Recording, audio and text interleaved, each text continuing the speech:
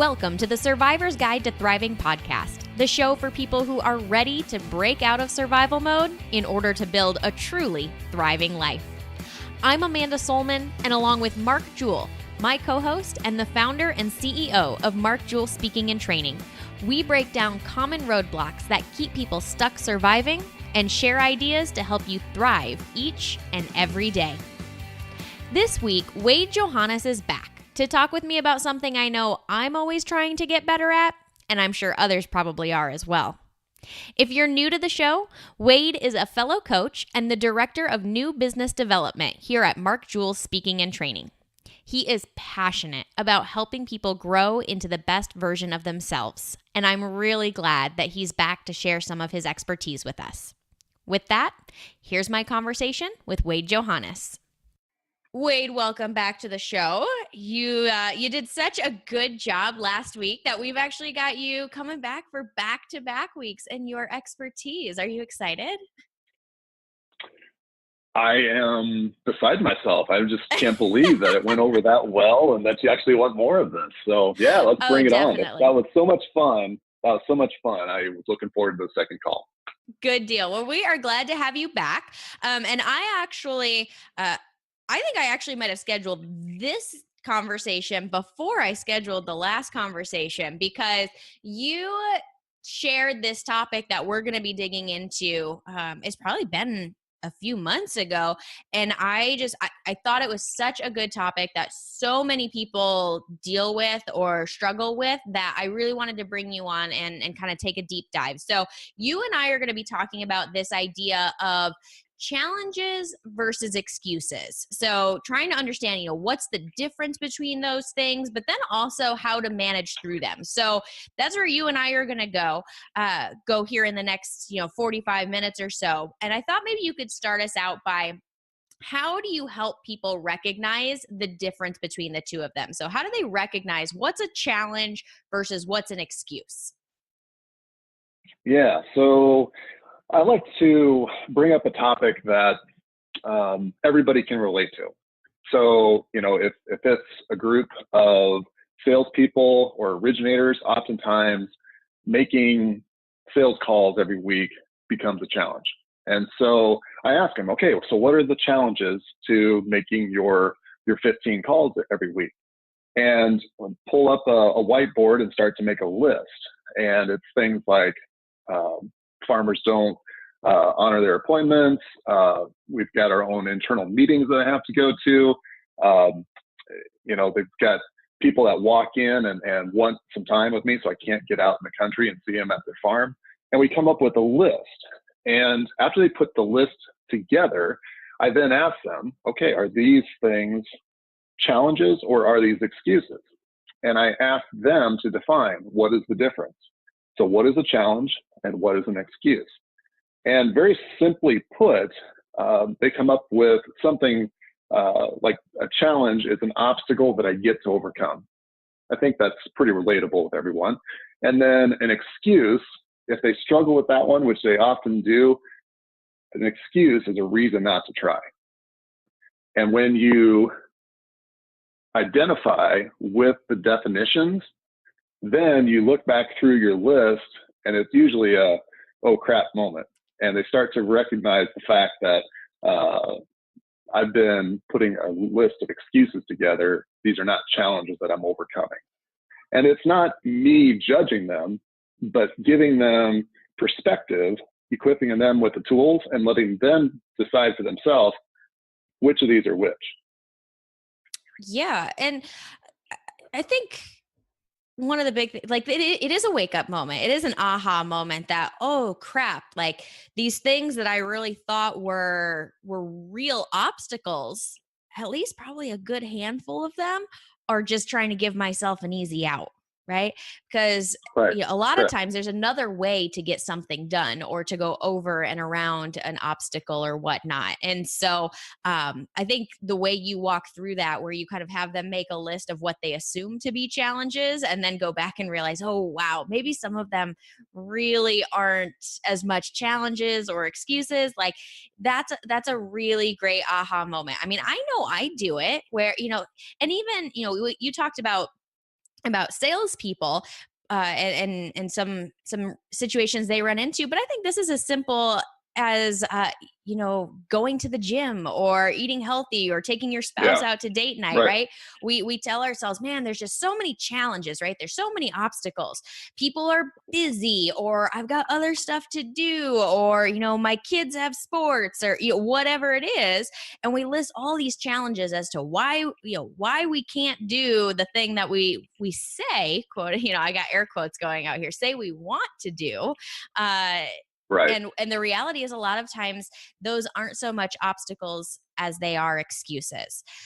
So I'm Right. curious, whether it's in a work situation or a personal situation, what do you think are some of the limiting beliefs people have, or like the mindset roadblocks that they have in front of them that really lead them to make that mistake, to say, this is a really hard challenge, when maybe there's a good chance it's an excuse?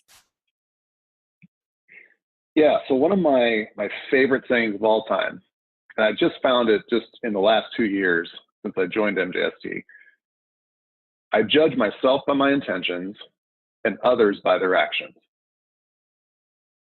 And when we think about that, and you start to recognize that I always give myself the benefit of the doubt, but if somebody on my team doesn't follow through like they said they're going to, I jump down their throat, or I get triggered by something that somebody else does, even though in another area of my life, I'm doing the same damn thing. And so when you recognize that it starts with me, and I have to model behaviors I want other people to learn from me. And so starting with that recognition, and this coaching topic, it works with people of all levels. And you used a great example, going to the gym in a personal life, or having a crucial conversation, in a business aspect. And so it applies to everyone. But when you recognize that, okay, this is a challenge, and a challenge is something that I get to overcome, you automatically switch mindsets from talking about what's wrong to seeking out what's possible. And so, when you do that, then you're going to find more possible solutions. They're not all going to be viable, but at least now we're not focused on the rock. We're focused on how do we get over, around it, through it, to get the outcome that we want. Absolutely. And I want to highlight what you said there at the beginning about, judging ourselves by our intentions and others by our actions. I know I've done this, and I hear it from other folks is, maybe we ask a friend to do something for us and they don't do it. And they come up with so many excuses. They could do it if they wanted to. They could help me with that if they really wanted to. They're just full of excuses as to why they can't.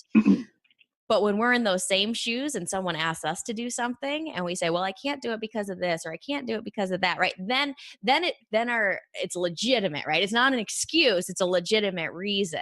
And so I really like what you were saying in terms of, really thinking through, it starts with us. And the reality is, we have to be very careful about judging each other by two different sets of standards.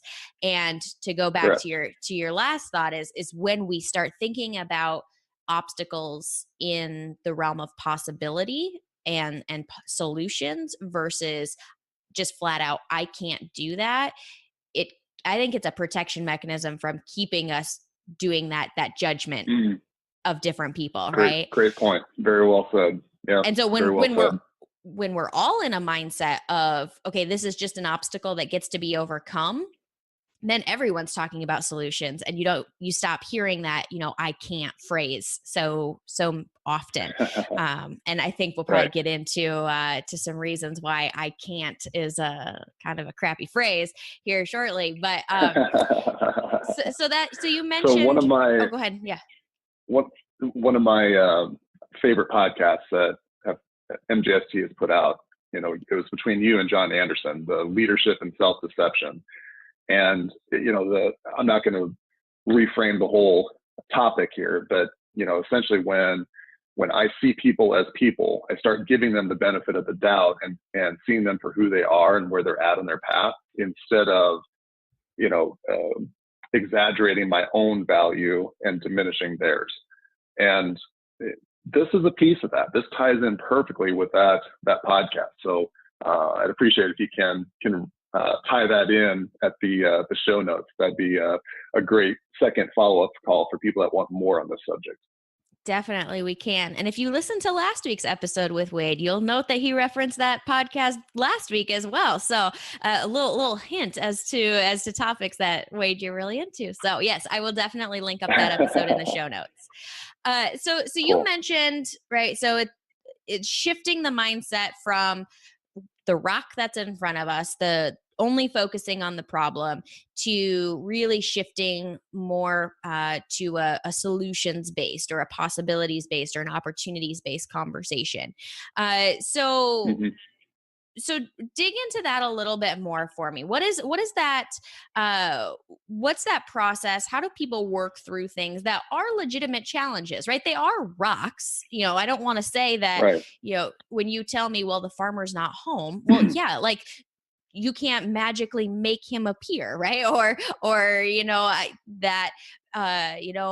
can't go to the gym because my kids have a sports event, right? Like, you can't magically make that sports event go away. So they are rocks.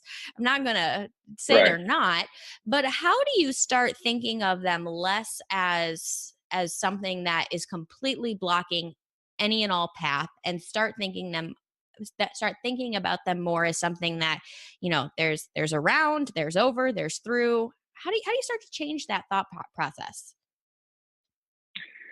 So the motivational speaker Les Brown has a topic that or a point that he brings up in one of the podcasts I listen to quite frequently, and he talks about how anybody can identify a problem. It takes a leader to identify what are the possible solutions. And he uses the example. He said, my 9-year-old daughter can come in here and say, Daddy, the house is on fire. Great. Just like, anybody at work can say, this is wrong. Great. Thanks for pointing that out. But what are we going to do to fix this solution, to find a solution in this, instead of just looking at the obstacle? How do we look beyond? Because that mindset shift, for me personally, it's played a huge role in my own career. I remember very distinctly, we had a meeting where we brought in a group of leaders from our division and a couple of different partners from outside organizations. And we were talking about, okay, here's the situation. Now, how are we going to grow this area of our business? And the entire first morning, I mean, it was literally 3 hours were spent basically just complaining about what was wrong and what wasn't working. And I was listening to this, and, I was more of a bystander. I wasn't, leading this meeting. So I, was being mindful of my role in this whole meeting, in this scenario. But at lunch, when we broke for lunch, we were walking to the restaurant. I was talking to somebody, one of the partners, about, hey, I have something I'd like to show you. Is it okay if I share this after we get back? And so we got back, and this comes from a fantastic book called The 4 Disciplines of Execution. And that's one of my favorite books of all time in terms of how do we apply this and actually doing something with it. There's a lot of books on philosophy and, theories and all that. This is the best book I've ever found in terms of actually doing something about it. And the principles of that book are very, very simple, but it has to do with, okay, we have one clear goal and getting very specific about what we're going to obtain. If you're really going to overcome these obstacles, we have to get very clear about what are the right behaviors that are going to give me the best opportunity to get what it is that I want. And so going back to this meeting I was in, I shared, this process with everybody, and it just shifted the mood in the room from what's wrong and what's not working to, okay, well, we could do this and we could do that. And if we do this and that, that means that we could do this together. And all of a sudden, collectively, this group figured out how to get over the rock that we were facing. But it starts with just simply getting clear about what truly matters, and the distractions start to break away.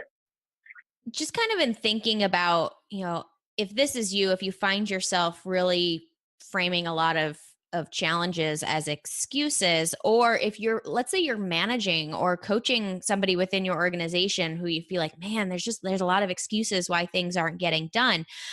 One of the things, to your point, that I really encourage folks to do is to start guiding that conversation with those people, or if it's you in your own head, to force yourself to make a list of possible solutions, right? Because so often, the minute we frame it as an excuse, our blinders go on. And the only thing we can see is the reason why we can't do what's in front of us.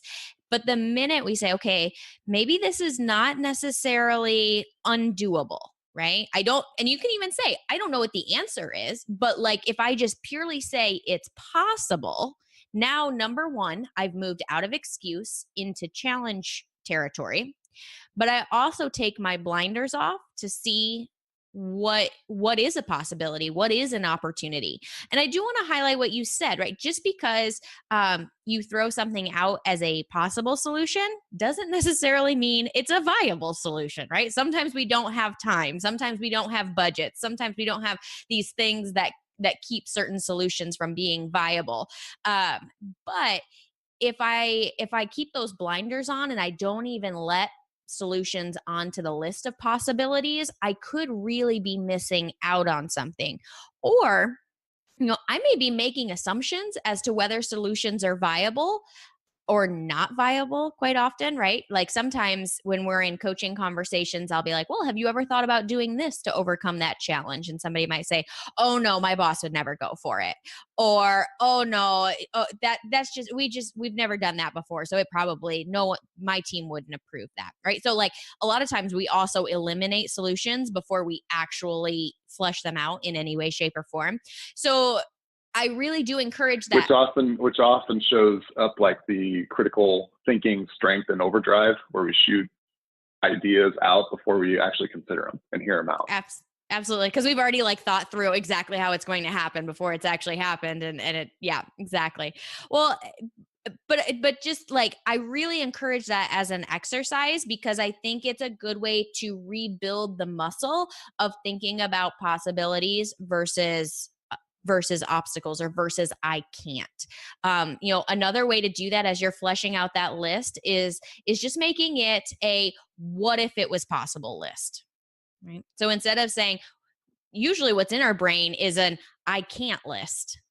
And so changing that list from I can't to, well, what if I could? And all of a sudden, when we start to say, well, what if I could? Then that list becomes so much longer. And chances are you'll find a solution in that list somewhere. Right. An excuse is a self-limiting belief. And a belief doesn't have to be real. But I think back to earlier this year, Roger Bannister passed away. He was the first person to break the 4-minute mile.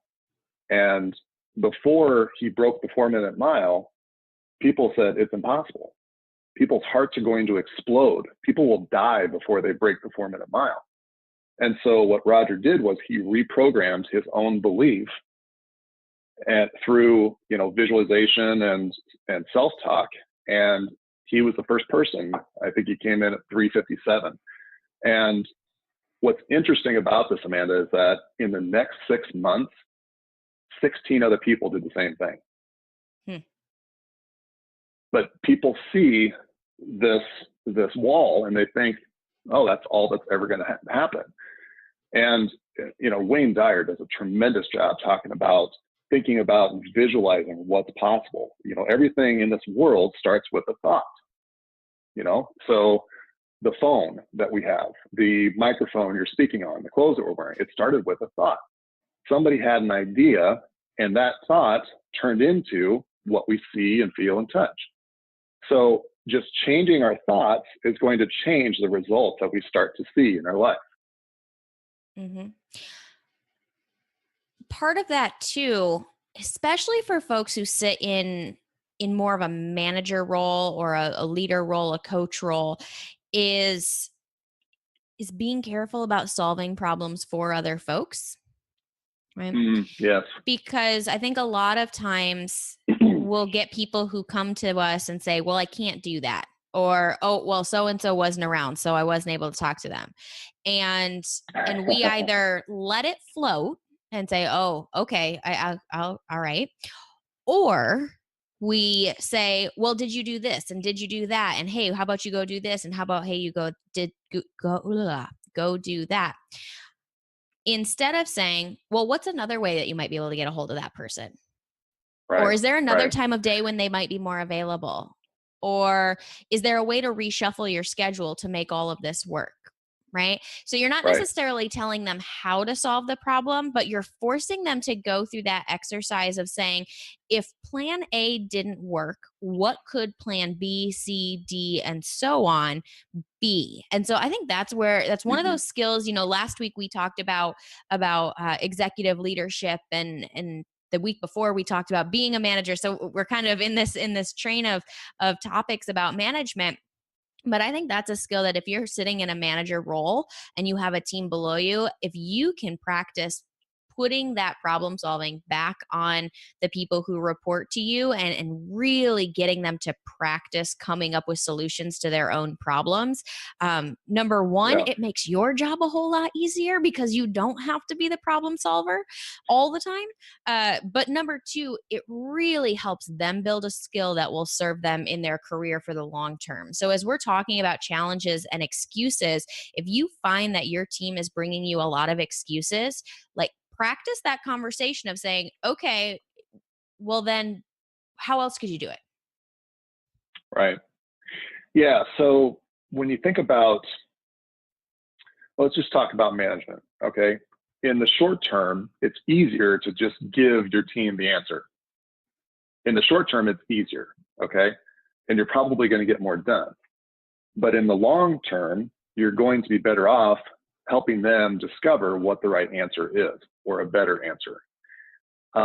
It's a longer process nearby, but in the long run, to your point, it makes for a much better team and a much more engaged unit. And it goes back with having a bigger view of what's most important. I see quite often where somebody who, let's say, is a salesperson, is a very high performing achiever, and they get promoted into the sales manager role, which we've discussed in previous podcasts.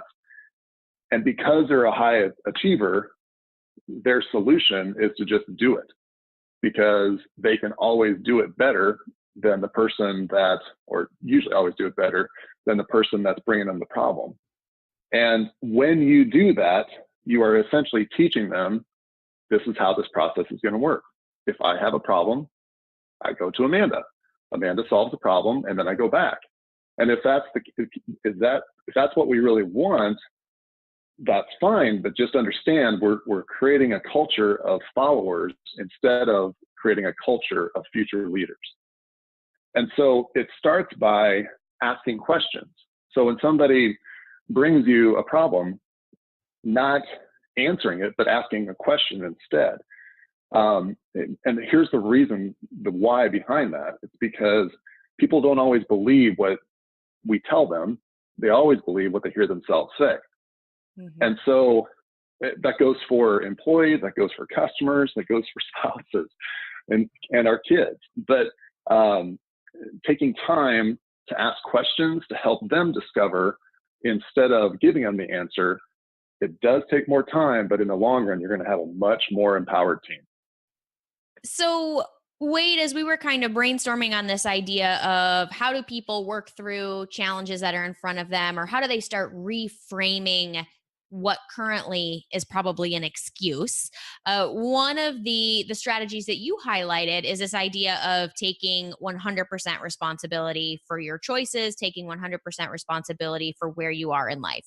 Now, if Mm-hmm. you have been listening to this podcast for a while, you have heard Mark and I use this phrase in the past, right? This is one of the top success principles from Jack Canfield, who's one of the authors of Chicken Soup for the Soul, and this idea that one of the key steps to obtaining success is to take responsibility for your role in it, or your role in failure sometimes too. But specifically in That's this right. context, Wade, dig into this for me. How do you connect this idea of taking 100% responsibility to this concept of challenges versus excuses? Yeah, so I just want to start by just mentioning that I had read the Success Principles before I met Mark Jewell, and so when Mark started talking about it in a classroom, it lit me up. I'm like, wow, Mark believes in that too. He follows it. He's read that. So that was one of the cool things that told me that I was in the right spot. And there are no coincidences in this earth. So, but it has to do with, taking ownership. And I am responsible for the choices that I made, even like you said, the wrong ones. And when you do that, although it can be scary, it can be intimidating, it's also invigorating, and it's also life-changing. It can be life-changing in that you shift from reacting to everything, and in some cases being a victim to what's going on, to having a mindset of control the controllable. And what can I do with this current situation? For those people that like to play cards, what can I do to make the most of the hand that I've been dealt? And when you think about that, and when you start to shift, looking for the solutions instead of just what's wrong, then all of a sudden, what you focus on expands, and so you're going to see more possibilities. And one of the things that I know in our coaching conversations we talk about, and change our thought from what do I have to do to who do I get to be. And that slight 5-degree turn is a huge turn in terms of taking responsibility for the decisions that I'm going to make today, instead of just, hey, this is the stuff that I have to do, we'll see how it goes, and I'll just react. And it doesn't happen easily, it doesn't happen overnight, but through coaching, we see significant leaps forward when people take ownership of this concept. Absolutely. Couple thoughts on that. So, one, on the idea of taking more responsibility, and realizing that the vast majority of things are a choice, right? And I want to take this back to what I was mentioning earlier Right. about this phrase, I can't, right? So, I can't go to the gym because I'm too busy, or I can't take my spouse out on a date because we just don't have time for that, or, I can't do this thing at work because of X, Y, and Z. Right. When we start to move from I can't to either I'm choosing not to, or I'm choosing to prioritize this other thing, to your point, that's where getting back in the driver's seat happens. That's where feeling in control of your life happens, right? So I was actually having this conversation with a coaching client this morning who is not any overt excuse reason, but was just saying, yeah, I can't do that. Or like, I've never been able to do that. And I said, wait a second. It's not that you Mm-hmm. can't, it's that you don't right now, right? It's not that you may not be Right. able to today, but 6 months down the road, if you were to put some effort towards this, you might be able to. Or, if you say, man, I can't go to the gym. I keep using the gym because it's just an easy schedule, but insert whatever your I can't thing is into the gym, right?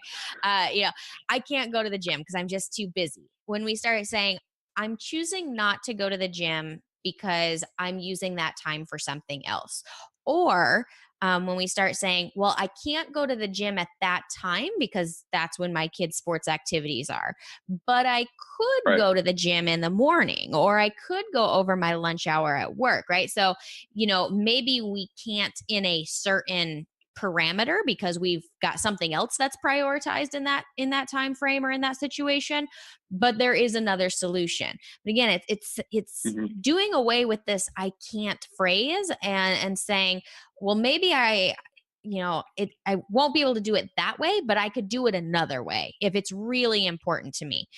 Which I do want to come Hmm. back to this idea of how important it is to you, because I think that plays a really big role in whether we see things as excuses or we see things as challenges. So remind me, Wade, I want to Right. come back to that.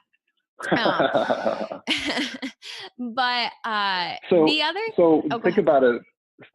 Think about it this way. I mean, for those of us that have kids, you know, and they're learning how to walk, they don't, you know, fall, out of their mom and start walking. I mean, they fall down a lot. They struggle. It's a process. But those struggles, those challenges don't define who they are. We don't give up on them because they can't walk at the first try. And so looking at it in terms of, okay,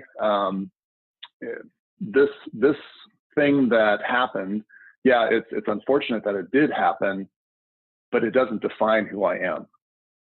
And Wayne Dyer does a great job of talking about the different stages in life.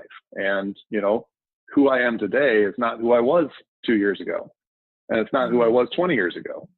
And so when you open up your thought process and realize that, you know what, in another 2 years I'm going to be different yet, it naturally starts to awaken you to realize that, okay, I want to be intentional about my priorities.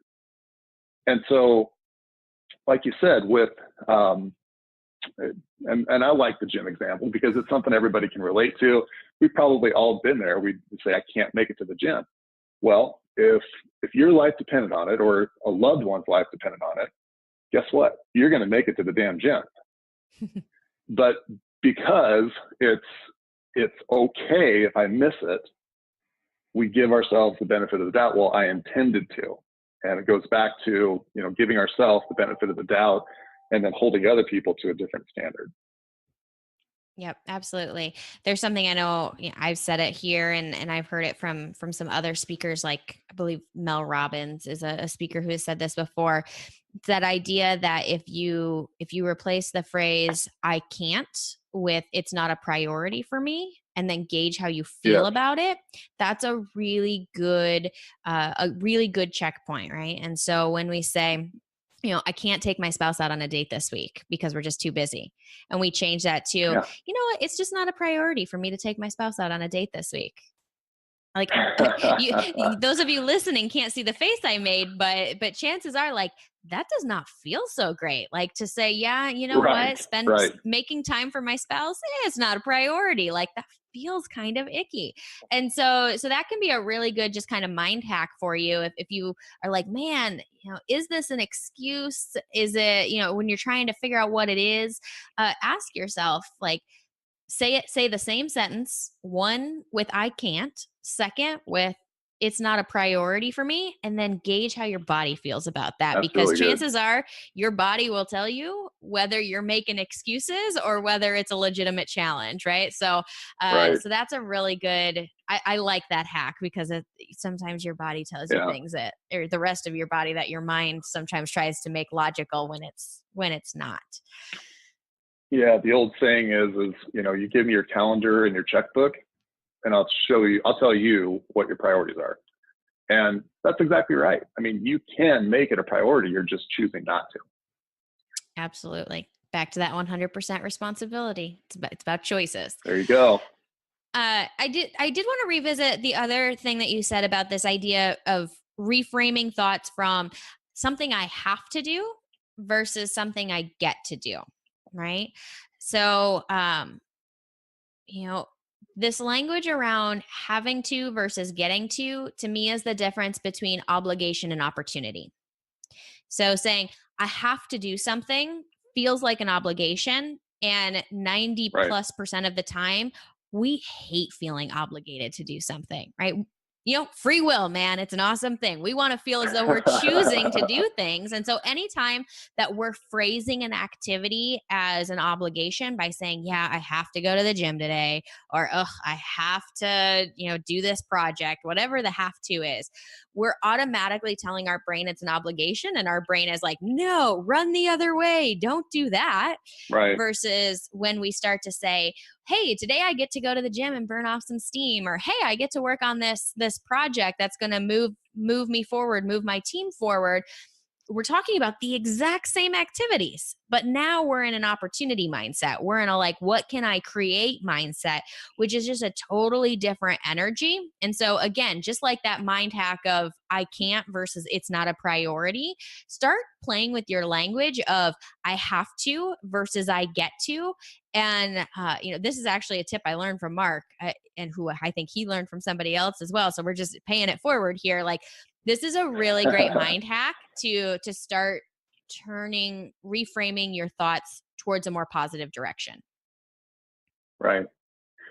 A great sailor does not come from still waters. I mean, a great sailor is formed, through the rough seas. And so when you start to embrace the challenges in life and who will I become as a result of that challenge, you start to see it as an opportunity. And let's take it back to something as simple as a customer relationship. And we think, oh my gosh, we have to make sure that this working relationship, it goes perfectly. Well, it's not going to. Stuff's going to break down. Something's going to not go right. And rather than run from it or hope that they don't bring it up, let's go out, own it, take responsibility for it. And okay, so now what are we going to do to fix this? What are we going to do to make this right? And when you do that, when you take ownership and show vulnerability that, you know what, I'm not scared of this situation, that relationship strengthens as a result. Same thing as, what I mentioned before in the metaphor about the sailor. It's during the rough times and the challenges where you really find the true character of a man. The last kind of thing as we start to wind down here, kind of getting near the end of our time, I want to go back and revisit this topic of importance and value. Okay. So if we go back to the very beginning where you shared the definition, right? Like a challenge is something that you get to figure out a solution for. An excuse is a reason not to try. When it comes to the excuse side of the world, if you find yourself over and over and over again making excuses, or you find someone else, maybe, one of your direct reports, maybe a friend, maybe a spouse, maybe a child, making a lot of excuses, I guess one thing that I really try to do is analyze the value or importance that's assigned to the task that's being avoided. Right. Now, sometimes we don't try things because they're scary, right? Sometimes we make excuses to not do things because whatever the thing is really scary. That's that having a hard conversation or trying something new, right? But sometimes I think we make up excuses because there's an underlying thing that says this is more important to somebody else than it is to me, right? So we've been told that we should do something, right? So, hey, you should really go to the gym. Hey, you should really meditate. Hey, you should really take your wife out on a date every now and again, right? And so like somebody else assigns a lot of value to these things, but where I'm at today, not that I won't change, but maybe where I'm at today, I don't assign that same value. And so when somebody Wade, when you say, man, Amanda, you should really go to the gym every day. It's great for you. I'm just like, yep. Okay. And so, but in that situation, I'm more likely to say, you know what? I'm just really busy. Or, ooh, my gym's not open at the time when it'd be convenient. Or, there's always an excuse because I haven't bought into the idea yet. And so, if it's you who finds yourself making excuses for things and it's connected to a value or importance, maybe just ask yourself, like, why don't I find this important? Right. So maybe it is, we'll just continue with the gym metaphor just because, again, it's easy. People can relate to it. Maybe with the gym, maybe it's the fact that, I look in the mirror and I'm pretty happy with what I've got. Or, Right. my health's pretty good. I don't see a reason to, or, whatever. Maybe it's never been important to me before and I've gotten this far without it. So why focus now? Versus if I look at it and I start saying, well, this health challenge runs in my family, and maybe I should start going to the gym, right? Or whatever it is. So I would just like start questioning yourself. Why don't I find it important? And is that accurate or not? Maybe it is accurate. Maybe it's just not important to you, whatever the it is. And that's okay. What's important to me doesn't have to be important to you. That's totally fine. Right. But in some cases, once you start questioning the underlying why, you might find it is important to you. And you need to dig into it more. The other side though, and I think when I talked about the idea of motivation, and Mark and I did some podcast episodes on this, there's an ebook on our website, this idea of motivation, motivating employees. And one of the things we talked about is when maybe we're in a management position and we're hearing a lot of excuses from our employees because those employees don't think it's as important to them as it is to you.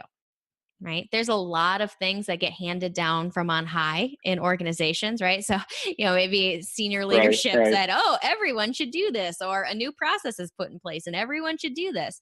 And now you, as kind of that middle management level. I hit send on an email and everybody takes action. Yeah, exactly. That's what happens in real life, right? Yep. But now you as a middle manager, like, man, like every time I tell people to do these things, they've got an excuse for why they can't or why they haven't done it yet. Mm-hmm. And why is that? And I would encourage managers to dig into those situations, because you might need to do some work in communicating value, getting buy-in, because the reality is if it's not important to us, or if it's a task that we find draining, we will find excuses to not do it because it's not fun. Right. Yeah. Frederick Nietzsche says, when I know the why, I can endure or I can live anyhow. And taking time to explain the why this matters takes more time up front, but people are going to understand and connect at a lot higher level when you take time to explain the why behind it. Why is this important? If everything's important, nothing is important. And that's a big reason why clarity is so important in organizations these days. We put a priority on everything. And so the end result is a lot of busyness, but not the right action that yields us the right end result. So I want to dig into something that you said there. And it comes from a Tony Robbins quote that I just really resonates with me. And that is, it's not what we do once in a while that shapes our lives, but what we do consistently. And so looking at a bigger picture of what's important to me. And that's one of the things that I love about our training is we create a space where people can be strategic about what truly matters to them.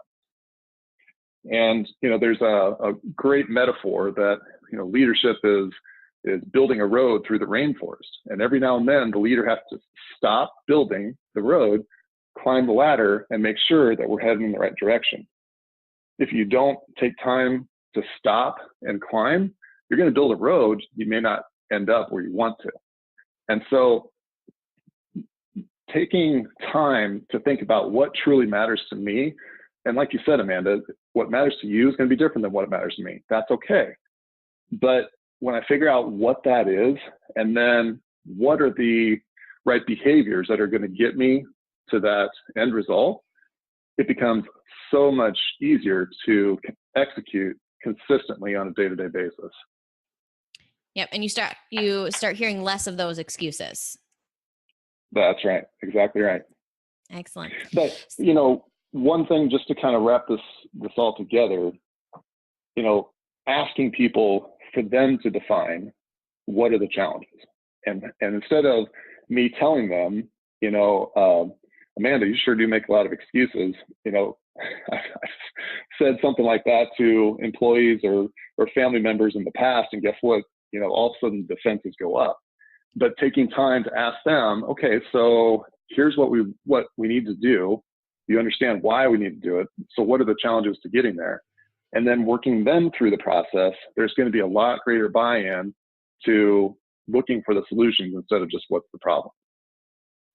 There's plenty of people around that will that you can surround yourself with who love to complain. They love to talk about what's wrong and why this ag economy is so tough and why we're never going to make any money in this environment.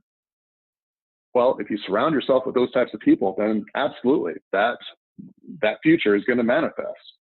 But if we surround ourselves with like-minded people who are looking for the opportunity, we're going to find ways through this problem, whatever the scenario is. Absolutely. Yeah. Great thoughts. Good thoughts. I know everyone has dealt with situations with themselves or others where it's like, is this a real challenge, or is this just an excuse? And so I think some of what you've shared here today, Wade, is a really great way to work through that. As we wind down, I actually want to just ask a question that not really specific to the topic here today, but just, as folks are out looking for new resources, as they're, trying to break out of their survival mode, where to go to. So my question is, what are you reading, watching, listening to that you would recommend to folks who are listening here today? Yeah, so earlier in my career, I spent a lot of time listening to audiobooks, and here in the last 12 to 15 months, I've invested a lot more time in podcasts. And so I love the stuff from Wayne Dyer, from Tim Ferriss, Tony Robbins, Gary Vaynerchuk's got a lot of good stuff. There's actually a very good, it's a keynote by a man named Inky Johnson. Inky Johnson played football at the University of Tennessee and was destined for the NFL. He was going to be a first-round draft pick, and it was going to change not just his life, but his entire family's life. And here, I think it was 10 games from the end of the season, he had a career-ending injury that changed his life forever. And we'll hook up in the show notes, but that podcast, when you listen to that and you realize what that man overcame, you're going to start to look at your own excuses a lot differently. The other thing that I'll share is there's another great interview with the actor Will Smith, where he talks about skydiving and facing your fear. And whenever I find myself hesitating or not taking action, I watch that video. I think it's only like a 7 or 8 minute video, something like that. And you realize that the best things in life are on the other side of fear. And so, we'll hook you up with that as well. But I tell you what, even though I am part of Mark Jewell Speaking and Training, the MJST podcast, they fire me up. I mean, I go through and I listen to our own stuff again and again and again, because it is really good content. I know that's self-promoting here, but I just love what we're doing. I love the message that we're getting out. And when you take in that positive information, guess what? You're going to respond differently in whatever happens in that day. Excellent. Appreciate the plug. Thanks, Wade. There you go. Awesome. Well, very good. Thank you, Wade, for coming on the podcast again 2 weeks in a row. And we'll look forward to having you back on another episode in the future. Absolutely. Thank you, Amanda. Thanks again to Wade for joining us on the pod this week. To connect with him further, just look for Wade Johannes on LinkedIn, Facebook, and Instagram. If you like what you heard, make sure to jump over to Apple Podcasts and leave us a rating and review. We appreciate the feedback, and it helps other people find the show. As always, if you're looking for more resources to go from surviving to thriving, check out our website at www.markjewelltraining.com, and that's Jewell with 2 L's. You can also find us under Mark Jewell Speaking and Training on all the major social media networks. Remember, survival is dead. It's your time to thrive today. See you next week.